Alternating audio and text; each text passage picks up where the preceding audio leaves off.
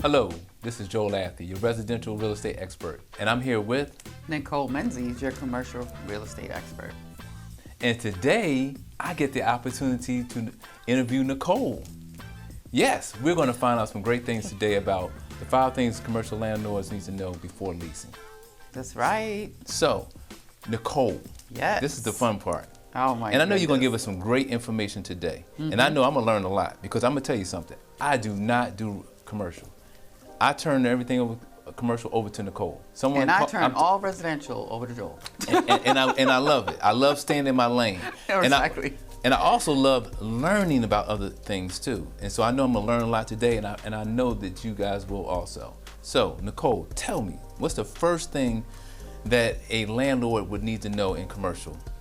So in commercial real estate, you have different asset types, right? So it's office, it's retail, it's industrial, it's multifamily.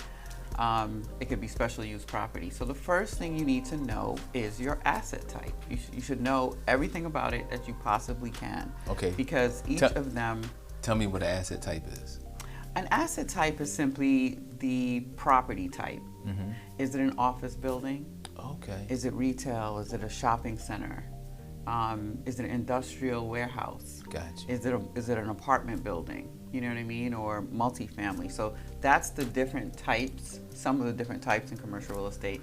So it's not one size fits all, and you should understand your asset. Right. And residential is so much different. Commercial is so much deeper, you know, because you got so many different avenues and, you know, different types.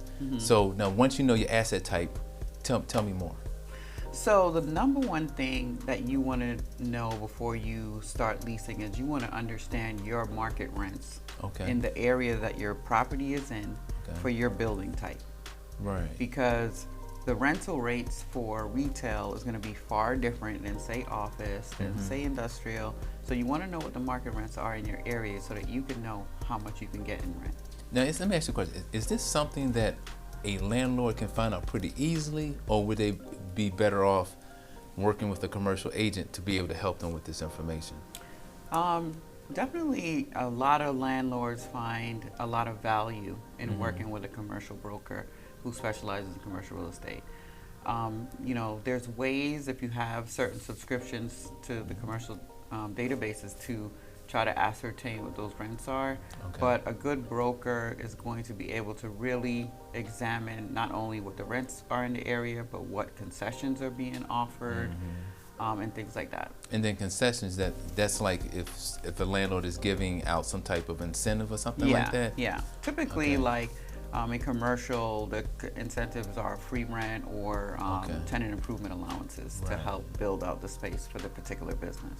Yeah, because you know, we had a business at one time, and it was right there by Delk Road. We were renting out some office space, and I think they gave us like 3 months of free rent. They did some bill out, so that's the kind of concessions that they would. And you don't want to offer more or less than, say, you know, the building next to you that's the same type of building and things like that. You don't want to be too, you know, under either, because you want to maximize the income that the property can throw off. Right, that makes sense. That makes sense. That's good information to know too. Okay, so now I know asset type, and we figured that out. Either got the information or worked with a commercial broker to get that information. So what's the next thing? What's number 2? So in commercial real estate, the relationship between the tenants and the landlord are a little more different than residential. So tenants pay the operating expenses on the property. So the next step for the landlord is to really understand what the operating costs are. I want to break this down because this is why I stay away from it. You know what I'm saying? I know you know. So when you say operating expenses, you're talking about like taking care of the HVAC and that kind of stuff. What kind of operating? So they're responsible for the HVAC and, you know, the plumbing and all that kind of stuff. So that's the 2 different questions. Right, yeah, because you know in residential, you know, the landlord's taking care of a lot of that stuff. But so you're saying that, right. So when I say the operating expenses of the property, typically tenants will pay their pro rata share. And we can talk about that definition later. Their pro rata share of the property taxes, the property insurance, and the common area maintenance. Right. So let's just say as far as the common area maintenance, the landlord has a property manager that takes care of certain upkeep, striping the parking lot, cleaning, whatever. That percentage, that management fee is also split amongst the tenants. Okay. Their pro rata share based on Gotcha. the amount of square feet that they would be occupying. Right. If we're talking about office, retail, industrial. Got you. So everybody pays a little bit into the pot. Yep. Based on how much space they're occupying in the property. Got you. So it's depending on your space. So if someone has 1,000 versus 3,000. Right. The it could be person a with the different 3,000 is paying more. Yeah. Okay, and that's fair. I would say. Yeah. I'm Because sure, the especially goal, if you're doing it with the 1,000. goal of commercial landlords is to have like a net rent, Gotcha. meaning the rent that they get, it's pure profit, right? Okay. Right. Now, does it always work like that perfectly? Most of the time, yes. Okay. Awesome. So.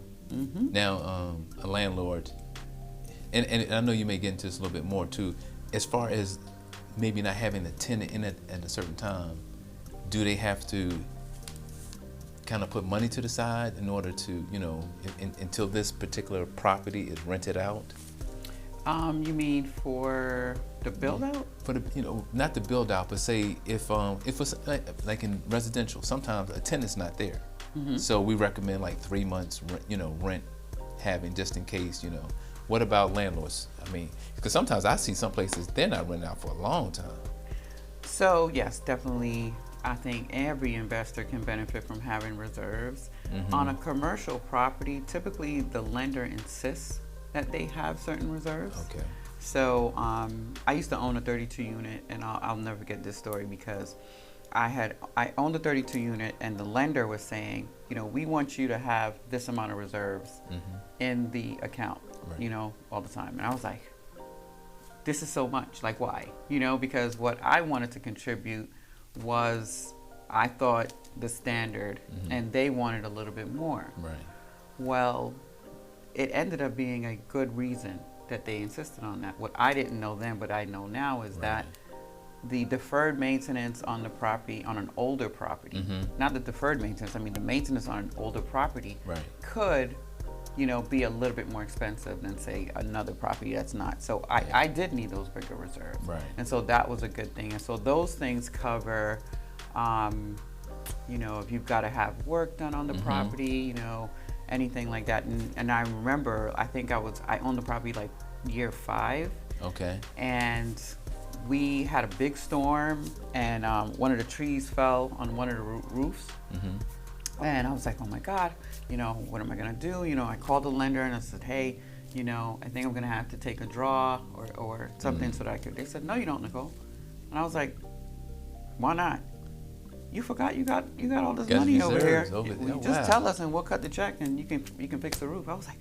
I was so glad. Wow. And I think like people sometimes look at lending as like, oh, the big bad parent, but it is like if you have the right lender, they're your partner. Right. And so they were very helpful with being successful in the project. Yeah, Shout out to Citizens Trust Bank. Right.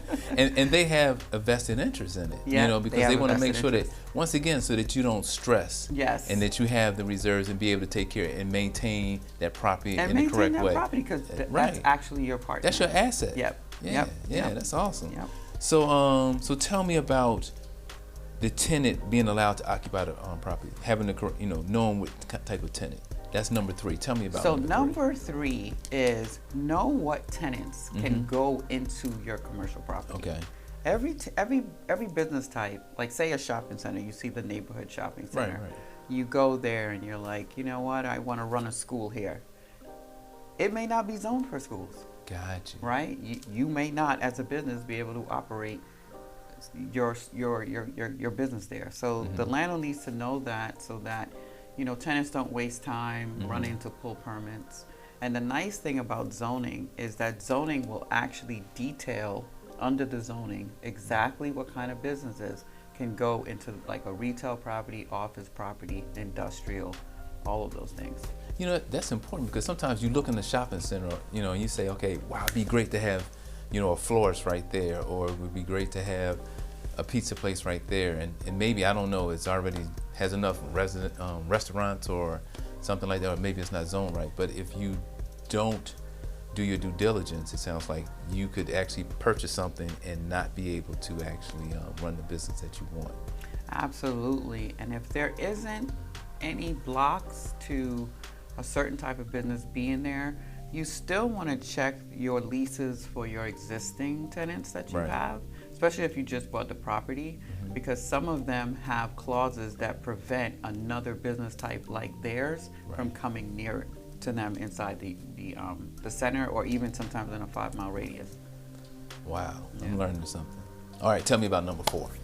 Number four. Number 4. What's number 4? Check the financial strength of the business. The financial strength. The financial strength of the business, who is a tenant coming into the property. If it's an existing business, you want to check the revenues. You want to see that it's at least either holding steady or growing. Okay. You want to check to see that they have maybe a strong online presence. Okay. Or demand for their product. You might want to check into, they're going to look into credit and stuff like that too. And just check that they have the experience to operate that type of business. Okay. Go ahead. So, because I'm thinking if someone maybe just getting started, just their first time, Well, that's a good doing question. the business, what do they need to do in order to, attract the landlord, so that the landlord will say, hey, That's a great I question. can take a risk. That's a good question. Early on in my career, I would, represent a lot of startups. Now, I don't typically represent them unless they're like a brand or a franchise, because it is very difficult sometimes for, say, the mom and pop startup to get into, an established center. But if you are a startup, the things that you could do to make sure that you are approved to lease there is have a business plan. Show that landlord that you've thought through this concept and you've got all your ducks in a row.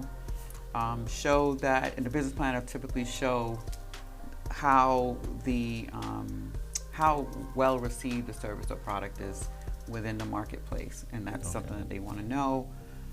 You want to check to see that they're, if they are a startup and they are a franchise, that's a plus, because they'll have sort of like a corporate backing that kind of guarantees the lease. Right. But if not, expect that you're going to personally guarantee that lease. Okay. Yeah. So that Because I get that question a lot. A lot of businesses are like, I don't want to personally guarantee the lease. And I'm like, you're starting up, buddy, so you're going to have to personally guarantee it. Do sometimes the landlord ask them for maybe a little more money up front in order to, for them to feel more comfortable that, I can take this, you're just getting started, I'll take this chance, as far as, Yes, they can ask for a bigger security deposit and prepaid rents, but they will almost, I've been doing this 13 years. I want to say 98% of the time they still require personal guarantee. Gotcha. Now, if your company is strong and it has strong revenues, it's been established for years, you can get away with. Explain personal guarantee to me, because I think this is what I was under, because we ran into a situation where the economy. This was back in 2001. Oh. When 9/11, and so we went through a time where everybody kind of froze, and so we had this office building, but we weren't having business come in. Yeah. But we had to, we were guaranteed that we had to pay them their money, their rent every month, or they could sue us. Yep. So the difference between a personal guarantee and a corporate guarantee is that the personal guarantee is requiring that you are putting your name and your personal assets to guarantee that lease. Gotcha. If your business is strong, you have strong revenues, and it can back it by itself, that's a corporate guarantee. Gotcha. Okay. And that's why landlords like a lot of franchises, and actually Atlanta has more franchising than almost like any other states. Wow. Like a lot of the retails that you see, those are brands. you know, and landlords kind of like them whether they're a startup or not, because the brand is backing them. Right. You know what I mean? And it's invested in them being successful. Yep. Awesome. Okay. And number 5, the strength of a business. Yeah. It kind of give us some information about that. So the strength of the business, you know, we talked about financials, but we also want to make sure that the business concept is strong. And landlords, commercial landlords, when they look at a business concept, they are also thinking about whether or not bringing this type of tenant into their building or strip center is going to create a synergy with their other tenants. We all know that there are certain retailers that follow each other, right? Yes. We all know that there are certain stores that bring a certain amount of increased traffic, foot traffic and things like that to the center. Right. So they also consider that, you know, they want to create a synergy where most of the tenants kind of want to stay together for a long time because there's benefits like referrals or complementary services and products and stuff like that. So the most successful centers focus on creating the right co-tenant mix. Gotcha. Okay. And is that something that, like, if I'm a landlord, how do I figure that out? I just bought my first strip, or you know, is there a way do I go to a commercial broker to find out? A good commercial broker can help significantly with that. I usually provide my clients with market studies that will look at their property. Not only will we say what businesses need to go in here, but we will also look at the surrounding demographics and we can predict who would be most successful here. And so for commercial landlords, it's very important to have that mix right, because the stronger your tenants, the more valuable the property is, because when you're ready to sell it, other buyers are really purchasing income. Right. They're purchasing the income stream. Right. The leases are everything. So if you build it well, if you have strong leases, yeah, you can sell it at a pretty good cap rate. Pretty good cap rate. All right. And the cap rate is the rate in order that kind of tells us as far as what we can expect as far as income coming in. Is that it? No. All right. Well, tell me. So I say that because I get all sore about the cap rate. The cap rate is like, that's one of the things I'm like. People like live and die by this cap rate. I know, what is it like? How how is this thing derived? You know. So the cap rate examines 1 year of income. Okay. Like the first year of income on a property. It does not take into account the return that you're going to make over the life of holding that property. Right. It's just 1 year. So for investors, it's kind of like a quick and dirty calculation to see if they want to learn more about the property, if the property has met certain minimum criteria for them. But when buyers buy, they are definitely looking at the cap rate. Okay. For a buyer, the higher the cap rate is, the lower the purchase price.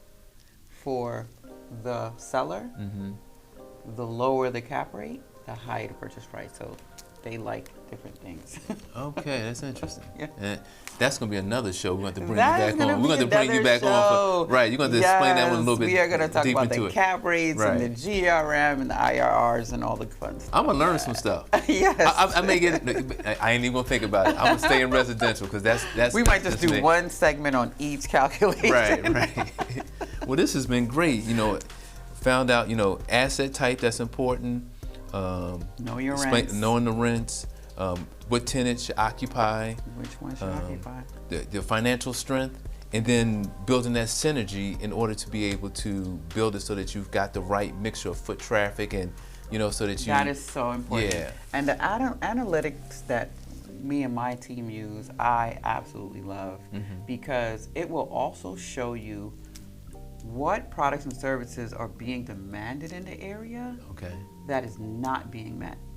Like, what are the goods and services that people are leaving the area to go get? If you have that information, that's an opportunity for you. Yeah. That's an opportunity for you to kill it. Wow.